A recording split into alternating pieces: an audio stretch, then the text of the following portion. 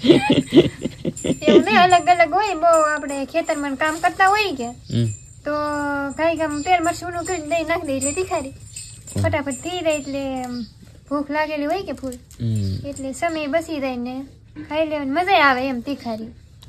લસણ મળે છે મારા આશુબેન જો લસણ ને કોથમરી બીજું તમે વધારે ન નાખતા, બધા અલગ અલગ બનાવતા હોય. ફેમિલી તો બધું થઈ ગયું છે કમ્પ્લીટ. જો આશુબેન તો પેલા તો આપણે મસ્ત ગાયનું દહીં છે, ગાયનું દહીં મીઠું નાખશું, મીઠું ને આ જો લસણ ને કોથમરી ને એવું જીરું, રાઈ, ધાણા જીરું, હળદર ને અમારે દહીં બે ખાટું છે એટલે મોરસ થોડીક નાખશું.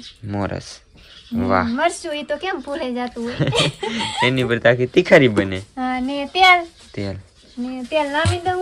ચૂલો તો આપણે હેગવી નાખો ને તેલ નામી દઉં.